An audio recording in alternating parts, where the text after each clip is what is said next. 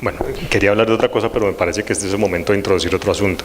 Si uno analiza, por ejemplo, la novela desde su prehistoria hasta el final, en términos de historia, y uno recuerda que en algún momento se dice que Gregorio Medina perdió un ojo durante las guerras de la independencia, y termina con Julia, que es la hija de Enrique, que a pesar de los ideales de Enrique, pues termina yéndose a la capital, a San Pedro del Cerro, llevando una vida más bien buscando beneficio personal, sin ningún tipo de ideal, y armando estos grupos que son casi paramilitares. Casi que uno está diciendo, al final en esta guerra, de hecho, lo único que falta es el narcotráfico, que todavía no ha salido, pero ya está uno hablando casi que de la historia del país, desde comienzos del siglo XIX hasta finales del siglo XX, ¿no? Sí, sí. Y todo condensado dentro de algo que a mí me parece muy interesante, y es una saga familiar. Me parece que ese es el recurso narrativo que sirve para engancharlo todo. Se trata de una saga familiar, porque por otro lado, y aquí viene el otro asunto que me llama la atención de la novela, que es algo que se da en muchas novelas, y yo creo que el ejemplo máximo es el de 100 años de soledad, justamente. En cierto modo, la historia de la nación es la historia de la familia. Eso es así. O sea, alguna vez alguien me preguntó qué era lo que había tratado de hacer, y yo siempre tengo una respuesta diferente, pero esta es la que vale, la que acabo de dar. Estas son las que valen hoy. No, mentiras, de verdad. Pero alguna vez dije, ¿sabe qué? Lo que yo traté de hacer fue contar qué le ocurría a Aureliano Buendía cuando se iba a las guerras. Porque en 100 años de soledad, Aureliano siempre se va a las 32 guerras, 33 son las que pelea, pero en la novela no está qué le pasó, dónde peleó, y esto era un poco eso, ¿no? Contar esa otra parte desde la saga familiar, pero también la familia viendo al guerrero que va y vuelve destrozado, ¿no? Herido en el cuerpo y en el alma. Era un poco eso también. Es que tiene muchas lecturas, o sea, hay mucho de dónde agarrarse para echar carreta, pero sí, tiene también eso. No sé si Oscar va a agregar algo sobre esto. Quería agregar algo un poco en esa misma dirección, pero para esto me gustaría leer también un apartado en la página 64, quienes están siguiendo, simplemente para poder darle un poco de sustancia a la pregunta. Dice, estamos un poco con la perspectiva de Enrique. Por fortuna es aún muy joven y ya habrá tiempo para hacerle cambiar de idea, pero la verdad, el problema no es la edad de Ricardo, sino la suya propia. Y no es que se sienta enfermo, porque por fortuna tiene una salud a prueba de todo, sino que hay ocasiones en que desearía acortar la ruta que conduce hacia el más allá, en el supuesto de que exista un más allá, lo cual no sería nada atractivo para él, porque después de tragar tanta mierda y de lidiar con el incomprensible, vanidoso y velidoso género humano, lo menos que puede esperarse como premio, si es que existe un premio, es el olvido. En ambos sentidos, ni que lo recuerden a uno, ni recordar a los que quedaron con los pies sobre este mundo de apariencias, de sombras proyectadas sobre el fondo de una caverna, como le escribía algún filósofo que en este momento no recuerdo, porque esa es otra cosa. La memoria comienza a fallarme y los recuerdos se pierden sin remedio, lo cual es clara señal de la proximidad de la pelona.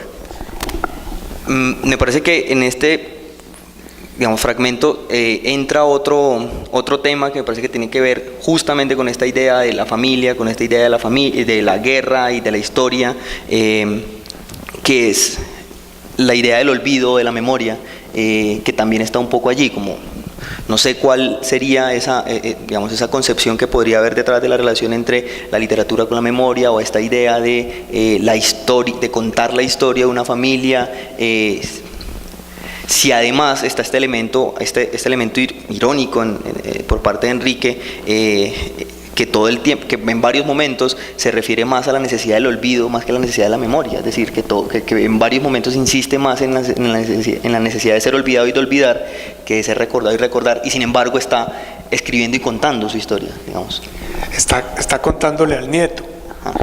Es un poco, es un monólogo pero contándole al nieto, que es como su mejor amigo en ese momento de la vida, es el nieto, por un lado. Y por otro lado, él está detrás del olvido, pero de que lo olviden a él no quiere ya, suficiente ilustración.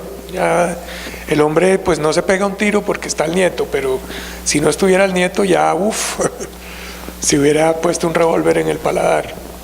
El hombre está cansado, está harto de pelear y tanta vaina y de que haya sido, sobre todo de que haya fracasado, que todo ese esfuerzo y todos los muertos que vio, todos los amigos que le mataron y para nada, ¿no? Entonces él quiere es que lo olviden y que quiere el avestruz, y no lo hace porque está el pelado, pero si no fuera por eso ya se habría abierto el parche, como dicen. Y bueno, de algún modo también es un fracaso el que Julia termine financiando la guerra, ¿no? Sí. Y armando estos grupos paramilitares para... Un grupo paramilitar, qué casualidad, esa es una anécdota divertida, cuando se me ocurrió crear un grupo paramilitar creado por una mujer pudiente para ir a rescatar a su hermana, se me ocurrió, como eran 12, los 12 apóstoles, pero va la madre, Pachucho, que no tenía nada que, o sea, no estaba tratando de meterlo, lo de los 12 apóstoles de allá de Yarumal. Me tocó cambiarlo al final ya, para no personalizar las cosas. Pero se llaman los 12 del patíbulo o algo así. Algo así, sí. Le dejé algo, pero era algún título cinematográfico seguramente. Sí. Los 12 del patíbulo, porque también el libro tiene mucho de cine, ¿no? En el sentido de que la manera de narrarlo es como un storyboard, como un guión literario de una película, incluso con los 2 tiempos, y está lleno de flashbacks y cosas técnicas de cine ahí como por fregar, que son muy lo ayudan a uno mucho. Es una novela muy concentrada en la narración. Sí. No es una novela de discusión, no es una novela que trata de plantear algún tipo de hipótesis sociológica compleja, es una novela que se basa en la acción y en la narración de la acción. En eso tiene mucho de novela negra. La novela negra que a mí me gusta o me gustaba, la que me sedujo inicialmente, era una novela, es todavía, porque voy a hablar en pasado, Chandler, Hamed, Chester Himes, todos esos tipos, hacían que la psicología de los personajes, lo que pensaban, lo que sentían, se viera en las acciones de los personajes. Nada de introspecciones, nada de esa vaina, nada de que si estoy muy triste. El man lo ponía de una vez a llorar. Y esa es como una técnica de la novela negra, una de las técnicas de la novela negra que a mí más me gustan de la novela negra de ese entonces. Entiendo que ahora hay un boom de novela negra, pero como está de moda, entonces yo no estoy leyendo novela negra. Porque esa vaina bueno, el otro día me leí un thriller de moda y una cosa ahí, como no es de aquí de Colombia, puedo hablar mal de él. Un tipo que lo seducían compradores, una novela que se llama La verdad del caso Harry Quebert. Novela de la década, nada del año, nada, de la década. Y sí, coño, ¿qué quieres de cumpleaños? La novela de la década. Pues sí, pues está chévere y tal, pero de la década no. Entonces las modas son difíciles, son complicadas. Hay que esperar que se decanten las aguas. Es que el man se ganó el premio Nobel, sí, pero espérese un momentico, espérese que se decante. Además los precios bajan de los libros y no, entonces, y puede uno como dice ser más selectivo y no leérselo todo, aunque hay quien sale corriendo a comprarlos todos, ¿no? Que se la ganó Pamuk, todos los de Pamuk, venga para acá. y se los meten en una indigestión de pamuk y la tenaz y no le saben decir a uno cuál es la mejor, porque todo se les vuelve una sola cosa. Entonces yo por eso le huyo a las modas, pues a lo que está en la actualidad, en los titulares y eso. Bueno, eso me acaba de recordar, pero nos salimos del tema. Una Sí, anécdota me da culpa. de alguien que trabajaba en una editorial y en cierto momento un autor de la editorial se ganó el premio Nobel, un autor, pues por supuesto extranjero, y todos en la editorial estaban como, ganamos, como si hubieran ganado el Mundial de Fútbol, ¿no? Ganamos, ganamos. Muy curioso. Voy a leer otro fragmento de la novela, simplemente para girar hacia otra cuestión, ¿no? Y esta cuestión tiene que ver con ese contraste que hay entre la vida rural campesina que se da en la novela, ¿no? Por un lado, y la vida urbana, que en todo caso no se trata de la gran urbe, sino de una ciudad provinciana, por allá subida en las lomas, ¿no? Medio perdida, pero en donde todo el mundo quiere ser muy... Bogotá en 1900. Exactamente, Bogotá en Es eso. 1900, ¿no? Pero se llama San Pedro del Cerro. Se llama San Pedro del Cerro, exactamente.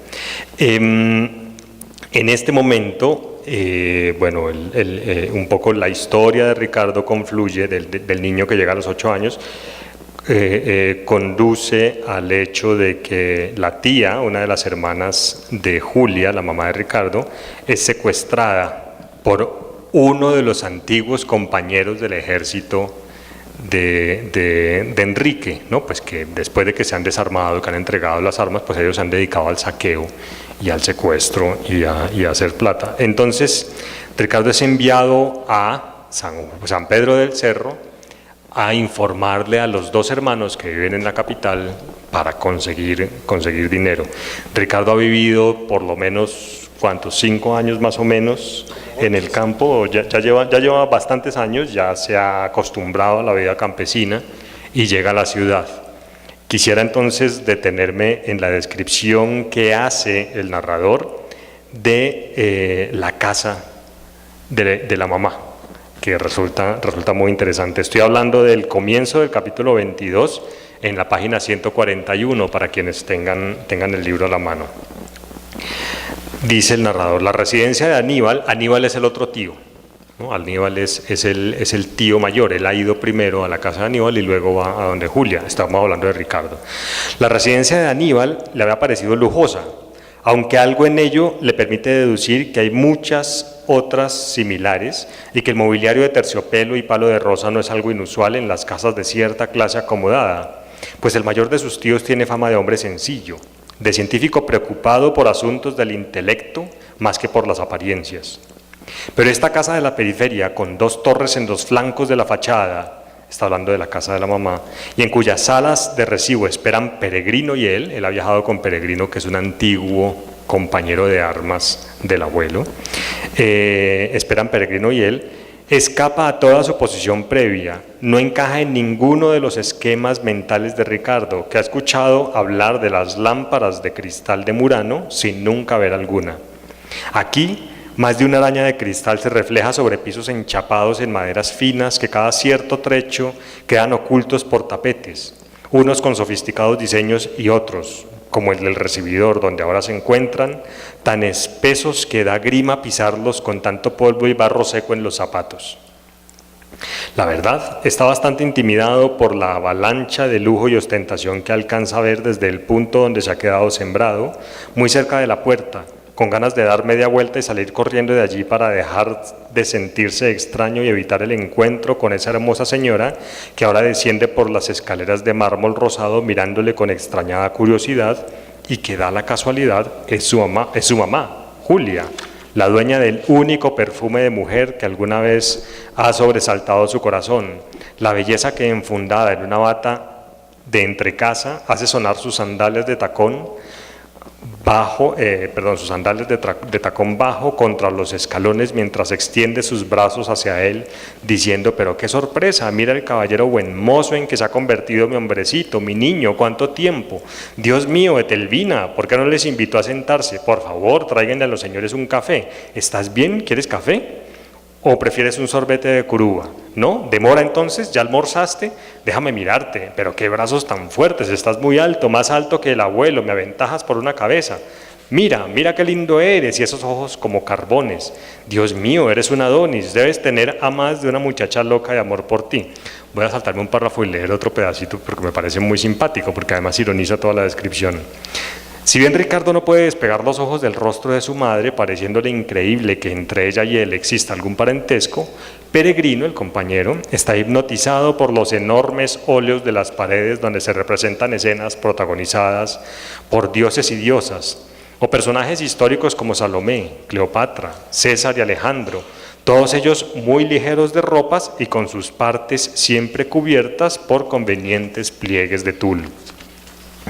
El veterano corneta del cuarto nunca ha visitado un burdel de lujo, pero todo lo que tiene ante sus ojos le recuerda las decepciones que de tales lugares, las descripciones que de tales lugares ha escuchado. Bien. Es muy interesante este contraste, porque además es que son de la misma familia, pero en todo caso existe este contraste entre el campo, por un lado, la vida del campo, y la vida de la ciudad por el otro, que además es una vida, pues como la que acabamos de describir. Yo quisiera que desarrolláramos eso un poquito. Sí, ese es otro de los aspectos, de las lecturas posibles, el interés que tenía en mostrar esa escinsión que hay entre Bogotá y la provincia, para hablar ya con nombres propios, que aquí en Bogotá creemos que Bogotá es un país distinto al resto del país, y por eso y aquí funciona la prensa y toda la cuestión, y los bogotanos de raizales o por adopción creemos que entendemos el país y no tenemos la más remota idea de lo que es el país realmente, y eso era lo que traté de plasmarlo en la novela, ¿no?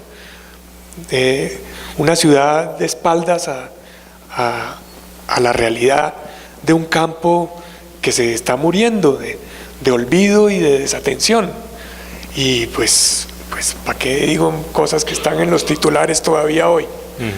Y no, o sea, cosas que siempre han sido así y que nunca ha habido solución a eso tampoco, a ese asunto de la desatención de la ciudad hacia el campo, y es un país cada vez más urbano y menos rural, y de repente empezamos a darnos cuenta que se nos fue la mano urbanizándonos y que más bien nos devolvemos a mirar al campo, pero ya no sabemos cómo es que se maneja esa vaina, el campo, ese horrible lugar donde las gallinas andan sueltas. Es como la descripción que hiciera algún tipo alguna vez, lástima no acordarme de quién, pero esa era, y es eso, ¿no? Eso es la otra lectura de la novela. También está en alguna parte todo ese esfuerzo nacional por establecer unas líneas de ferrocarril para sacar productos a los puertos, y finalmente el Estado, el gobierno central decide abandonarlas. Ese es otro de los fracasos de Enrique, el personaje, que además de guerrero, de asesino uniformado, como dice él, es ingeniero civil.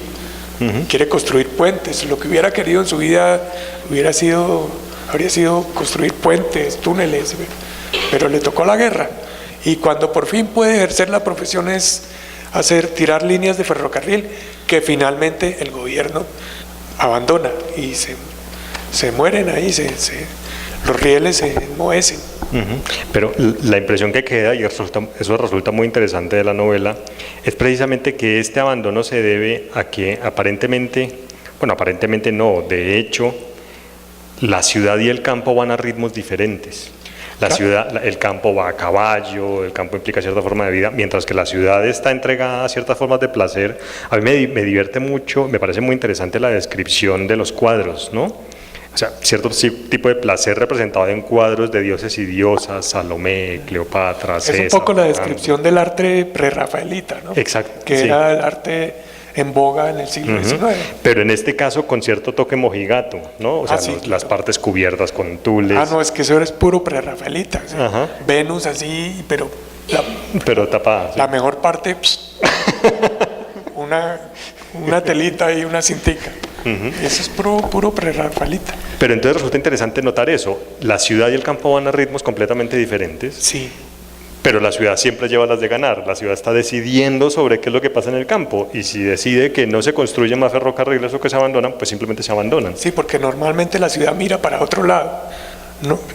No es tanto que vayan a ritmos distintos, que lo es, sino también que la ciudad, mientras el campo mira hacia la ciudad, porque de la ciudad es de la que depende, terminó dependiendo, la ciudad no mira para el campo, sino que mira para afuera. Mira para París, o mira para los dioses mira y para diosas, Washington, o mira a Salomé, o mira para otro lado, claro. Económica y culturalmente, ¿no? Aunque pues la cultura está determinada por la economía. En el trasfondo esto suena muy marxista, pero el sustrato de todo es económico, ¿no? Y eso es así.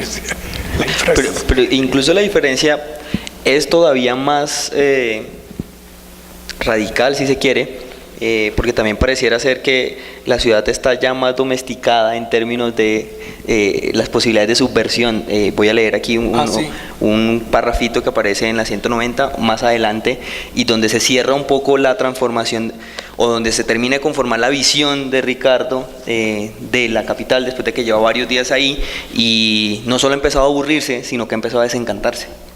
Dice este párrafo: la gente en las conversaciones de calle y café se queja mucho y se nutre con las críticas publicadas en los dos periódicos de la oposición, pero a la hora de las elecciones vuelve a votar por los mismos de siempre, de manera que la vida de la nación semeja a un marasmo eterno, una suerte de noria alrededor de la cual gira el pueblo sin esperanzas de sacudirse el yugo de un presente atrasado, casi medieval, más allá del cual no se vislumbra un futuro mejor para la mayoría, que debería ser el objetivo de toda democracia que se precie de serlo, sentencia Aníbal.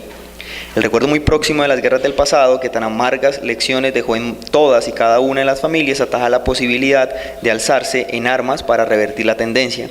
Y como si esto no fuera suficiente obstáculo, todo el mundo sabe que el más mínimo amago de subversión, así esté limitado a la palabra impresa, es reprimido de manera violenta por fuerzas oscuras que operan con la complicidad de la noche.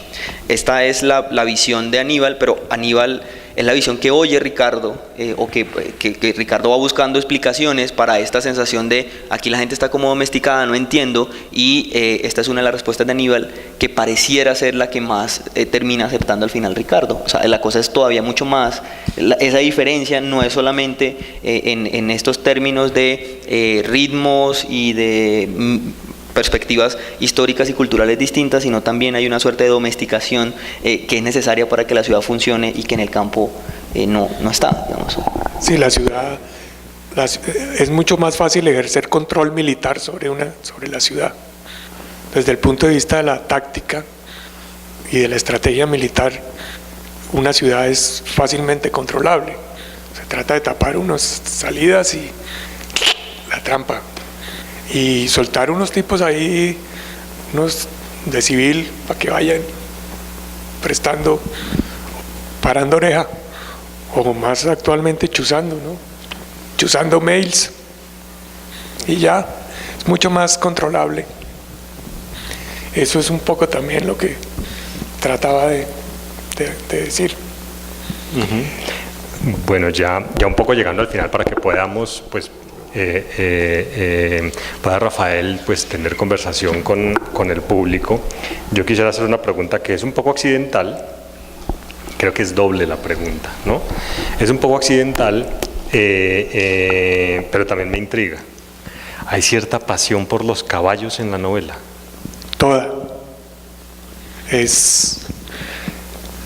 Sí, es impúdica.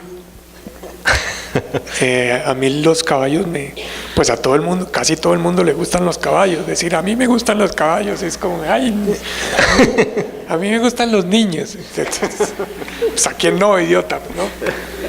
Pero yo aprendí a montar a los 3 años, o sea, una cosa, y me amarraban a una silla y hágale, para arriba y para abajo por un camellón.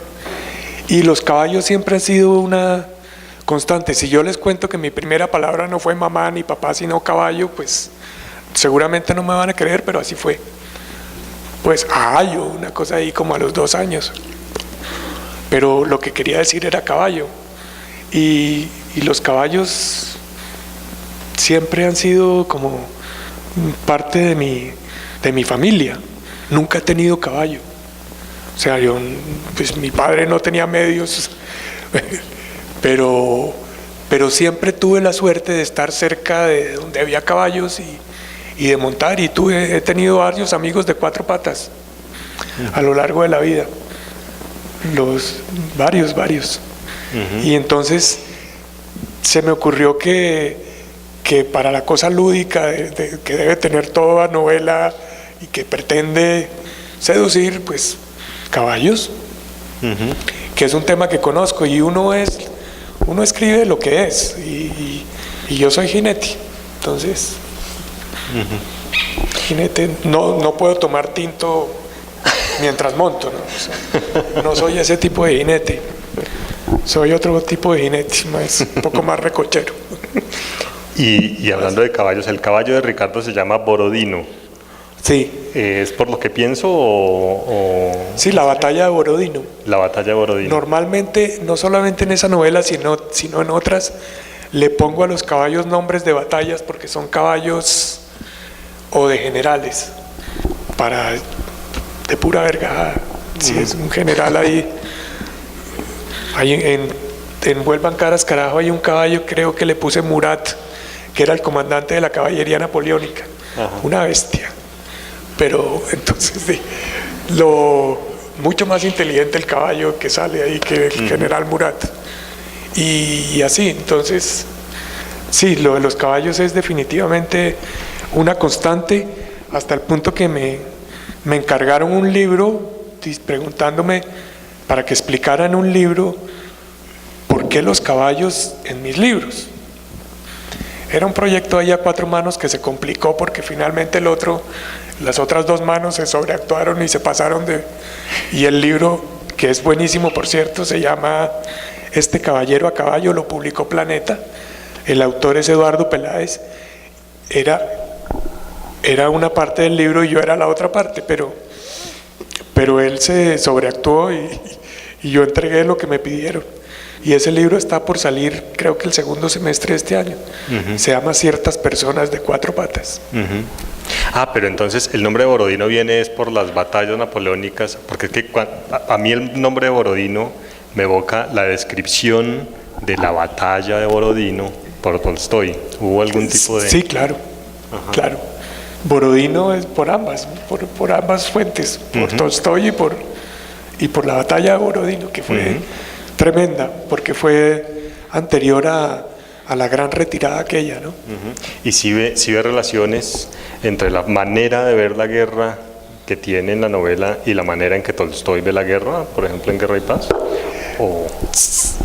Sí, es un poco el desencanto de este personaje. Es ese, o sea, la batalla que se describe ahí, la más grande que se describe en esta y en las otras, son descripciones tolstoyanas en el sentido de que, perdón por lo pretencioso, pero digamos que uno tiene como unos referentes que son insoslayables. Y son batallas de otras épocas, mejor dicho, no había población civil. La población civil no era blanco. Eran 2 fuerzas sobre un terreno, se enfrentaban y solucionaban su problema. Y se acababa el asunto. Había civiles cerca y todo, pero los civiles no eran el objetivo. Y es un poco, la novela era eso, es contar un poco cómo fue ese tránsito en que los civiles empezaron a ser blanco de los actores armados, que llaman ahora. Y también tiene esa otra lectura, es como esa transición. Y por eso es a principios del siglo XX, y lo que ya marcó definitivamente eso, como que ya no fue una tendencia, sino que definitivamente fue la Primera Guerra Mundial, que está celebrando 100 años. Ya ahí los civiles por lo menos eran desplazados, ¿no? Ya ábranse de aquí que nos vamos a dar candela. También incluye otra cosa con la guerra, no solamente el hecho de que los civiles son víctimas, sino también que hay desarrollos tecnológicos. Una de las escenas impresionantes es la de la ametralladora Gatling, Sí. que se empieza a usar y que le produce a todo el mundo terror, y que ellos dicen que corta seres humanos como una guadaña, que tumba así. pues seres humanos como Es una la que tienen los helicópteros del ejército de Colombia. Sí, Pues, son estas ametralladoras de un cañón eje con múltiple, que varios giran- cañones. que giran exacto. así.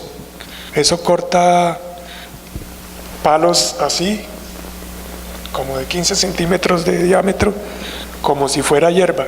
Así. Está pensada para eso. ¿no? Brillante el inventor.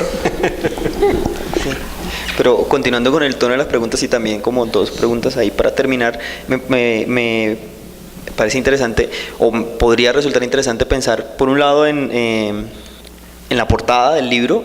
La portada del libro, no sé si se alcanzará a ver algo, es una foto familiar, si no estoy mal. No sé si tiene alguna historia que pueda, digamos, que está relacionada de hecho con el contenido de la novela también. Y por otro lado, el periplo del título del libro me parece que puede resultar interesante. Ya. Es que Oscar está dateado. Sí, lo primero, la foto. Es una foto tomada en 1900, cerca de Bucaramanga. Aparentemente es un poco antes de la batalla de Palo Negro, porque todavía están como muy peripuestos los tipos. Son 7 u 8. Uno de ellos es mi bisabuelo. Se llamaba Hermógenes Ordóñez.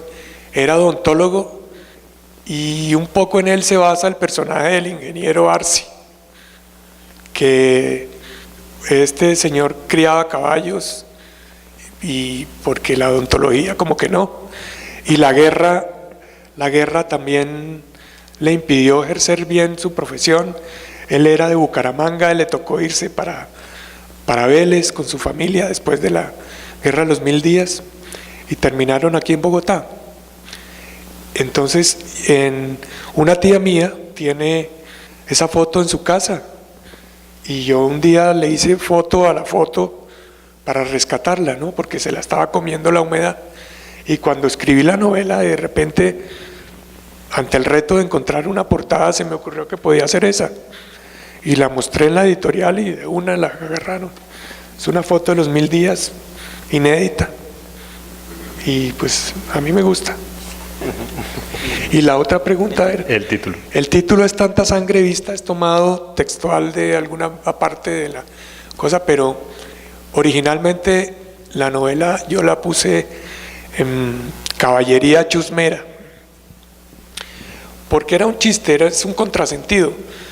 La chusma, o los chusmeros, como los llama el ejército de Colombia, a los guerrilleros, son gente de a pie. Y la gente y la caballería, pues por definición anda a caballo. Son como dos, es un contrasentido. Caballería chusmera es un contrasentido. Y ergo es un chiste. Pero pues no hay como esa clase de humor no se maneja mucho en las editoriales. Sobre todo con un tipo que se supone que no sabe de eso porque es su primera novela, ¿no? Y me dejé cambiar el título. Pues hubo enseguida como opiniones, ¿no? Pongámosle gente de a caballo. A mí otra que me gustaba era Los hombres de a caballo, pero esa ya es una novela de David Viñas, un argentino. Buenísima, por cierto, porque es sobre el militarismo en el Cono Sur, en el Cono Sur, casi digo colon, en el Cono Sur. Y finalmente Juan David Correa, que veo que va a venir en estos días a hablar de los cuentos de Tim Keppel. Juan David, yo le dije, Juancho, ayúdame a encontrar un título para esa vaina, y me dijo, Tanta sangre vista, y listo, quedó así. Un amigo poeta le dice, La hemorragia. le gusta al poeta la novela, pero la rebautizó La hemorragia. La hemorragia. Ardido porque él fue el que propuso gente de a caballo y no ganó. Bueno, creo que ahora sí es la hora pues de de la intervención, a menos que Oscar tenga otra pregunta, ¿no? Vale. El público, ¿qué preguntas hay? Podemos rotar el micrófono.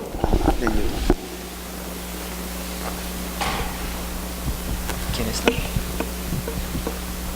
¿Quién dijo yo? Ya me paré, alguien diga algo.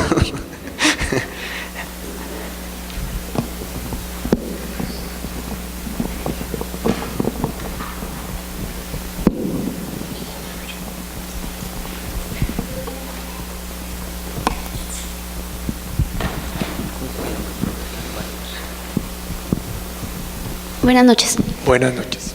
Cuando tú te referías a que había una intención de que el lector fuera un joven, ¿cómo se para uno frente a esa narrativa, frente al lenguaje y dice, no le voy a hablar a un adulto, sino que le quiero hablar a mis hijos, a explicarle toda esta vaina? ¿Cómo hace uno eso con un tema tan complicado, sobre todo como la guerra? Pues con mucho cuidado. Sí, yo estaba aterrado. Escribir es rico, pero asusta. Y yo estaba muy aterrado, pero me tocó tratar de buscar la manera y escribir y darle, y así fue que lo hice. O sea, no hay una fórmula que pueda decir, no, lo que hice fue esto y esto y esto. No, simplemente quizá la única fórmula es investigar. O sea, me dateé mucho sobre historia de las guerras civiles en Colombia y en general en América Latina, pero sobre todo en Colombia, hasta un punto en que quedé súper saturado y ya me puse a escribir y ya la historiografía empezó a estorbarme literariamente. ¿Sí ves? Y normalmente eso me ocurre a mí. Hay personas que no, hay autores que no, pero a mí sí. Ya la historiografía le estorba a la literatura.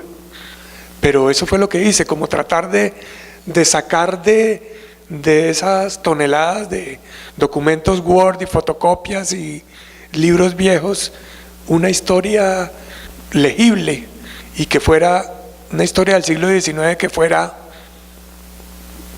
legible en el siglo XXI.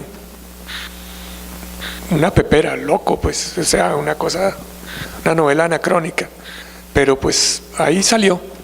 Y también tuve suerte, o sea, me puse a hacer se me ocurrió, no sé por qué, hacer una especie de dos líneas narrativas de las que ya habló William y que se entrecruzan a lo largo de toda la novela. Todo el tiempo mientras escribía, mi miedo era cómo, miércoles, y si una de las líneas narrativas se me resuelve primero que la otra, ¿yo qué voy a hacer? O sea, no, pero pues un arepaso se me resolvieron al tiempo. De pura suerte, de verdad, no hay una cosa deliberada y en esto juega mucho la suerte. El que diga que no, pues se le respeta, pero yo creo que juega mucho la suerte, porque también hay dos maneras de abordar un proyecto literario, ¿no? Uno es hacer un mapa. Hay autores que se escriben frente a una cartelera con post-its donde van todos, ¿no?, nombres, está todo, absolutamente todo preestablecido antes de poner de dar el primer teclado. Por ejemplo, Pérez Reverte y del boom Carpentier, era así. Pero hay otros que somos más, sabemos para dónde vamos, pero jugamos un poco más a la intuición. Somos más como pintores, el pintor se para frente al óleo y si ya sabe qué va a pintar, como que el cuadro no tiene gracia.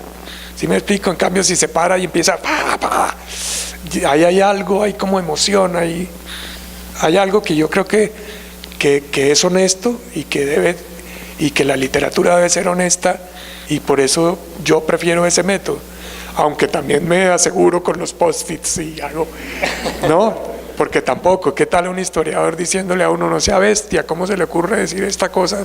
Eso no pudo ser posible, ¿sí? ¿Cómo va a poner antibióticos en 1700 y pico, no? Una bestialidad de esas que ocurre, también ocurre.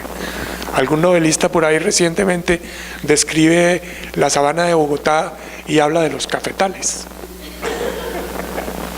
Una barradona así, ¿no? Entonces también hay que cuidarse, pero también dejar que, pues, ser como el pintor, Jackson Pollock frente al óleo, tirándole pedazos de óleo.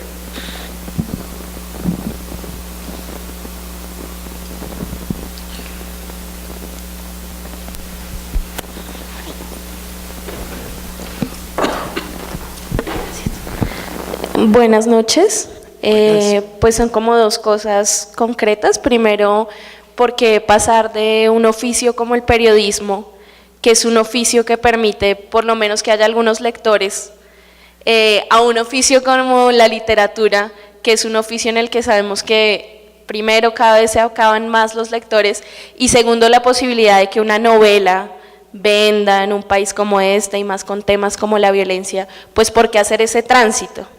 Y respecto a ese tránsito también, pues cuál es la relación con el mundo editorial y esa tensión que siempre existe entre aquello que es necesario que venda, y tú mismo lo decías, bueno, el nombre que yo proponía era este, pero ese no, porque no gusta tanto en lo editorial. Entonces, como contar un poco acerca de esa experiencia con las editoriales y pues qué cosas son importantes, digamos, de esa experiencia entre la literatura, el periodismo y la editorial.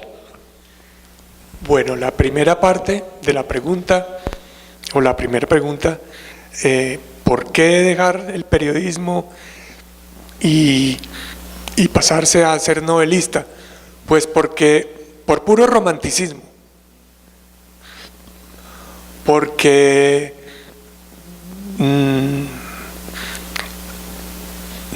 si me voy a morir con las botas puestas, porque si durante 30 años alquilé mi pluma y mi ojo a la industria de la información, que ojo es distinta a la industria de la información, es diferente al periodismo. Periodismo es una cosa y la industria de la información es otra. Sobra decir por qué, pero bueno. En fin, por puro romanticismo, por sacarme un clavo, por morirme con las botas puestas, porque chévere, porque rico, porque si la realidad me atropelló, pues ahora yo voy a atropellar y me voy a inventar una realidad para los lectores. Eso por un lado. No sé si responda a esa parte de tu pregunta. La otra es que la segunda parte, ¿cómo me va con las editoriales? Pues muy bien, o sea, yo tuve mucha suerte.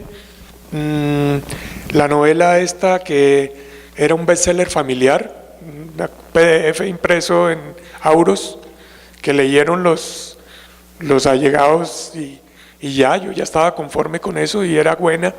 Y un día me encontré con alguien que trabaja en una editorial y me dijo que si tenía algo, yo le dije que sí, y que si se lo podía mandar, le dije que bueno, y se lo mandé y le gustó y lo iban a publicar, y hay una cosa ahí de contratos, cosas que no nos pusimos de acuerdo con esa editorial, que quería los derechos de la novela de por vida.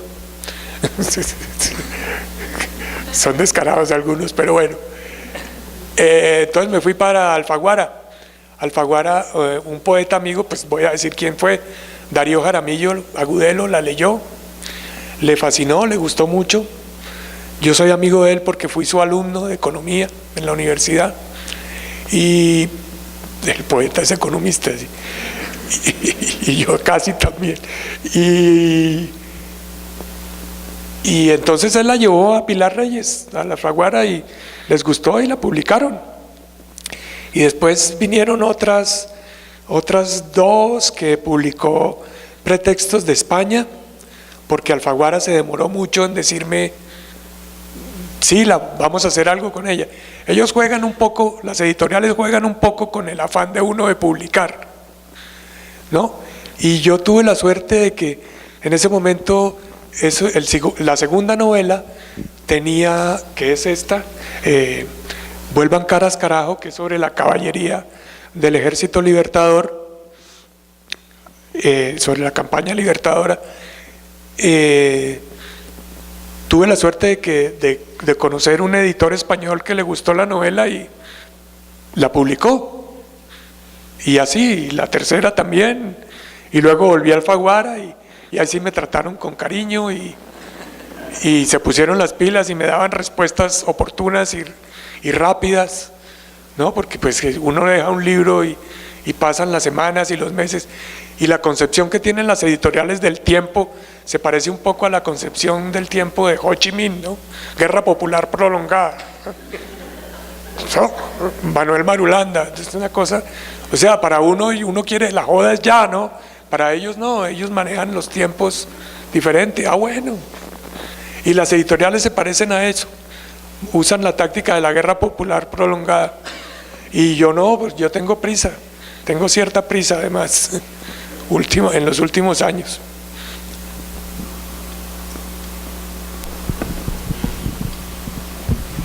Bueno, buenas noches.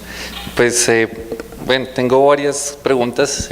Una de esas es un comentario. Hace un rato usted decía que si los personajes se salen, fracasa la novela, pero pues me causó bastante curiosidad que dijera que el personaje de 100 años de soledad llegaba a su novela. Quizás se le salió a García Márquez y entró a su novela. Sí, probablemente. Aureliano se escapó.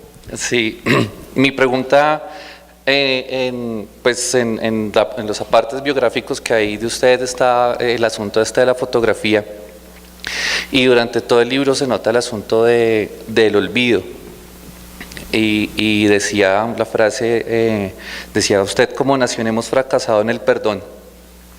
¿Consideraría usted, sí o no, y por qué de pronto si su novela es como una especie de fotografía que invita a pensar por qué se olvida ese perdón, y si acaso usted no justamente trata de hacer como su novela una especie de foto en la que no se olvide la historia y tampoco se olvide el hecho de aprender a perdonar? Sí, es un ejercicio de memoria, tienes toda la razón, es una foto, es un ejercicio de memoria. Pero ojo, ese es un objetivo secundario en el sentido de que el primer objetivo fue hacer una historia legible y amena, o sea, legible por amena, por ser amena. Ese fue el objetivo 1A. Ya después todos los perendengues de la foto y el ejercicio de memoria y todo eso vinieron después. Pero es verdad lo que señalas. Yo a veces yo no pienso mucho, no suelo pensar mucho en lo que hago para restarle importancia a lo que hago, sobre todo ante mí mismo. Necesito eso, necesito restarle importancia por razones personales, pero a veces pienso que mis libros son ejercicios de memoria, todos. Como les dije hace un rato, por tener que venir aquí, me puse a releer la novela, de paso a reeditarla y a tachar cosas que son susceptibles de mejorar, y me di cuenta que todos los libros posteriores están en la primera. O sea, me hubiera podido economizar un pocotón de trabajo, y seguro, o sea, exagerando un poco, extrapolando, pero sí, todo lo que está en esta novela está mejor escrito y mejor dicho, claro, pero pues como con más oficio en las que siguieron. Pero hubiera podido quedarme con esa sola y ya, escritor de una novela como Antonio Caballero o Juan Rulfo.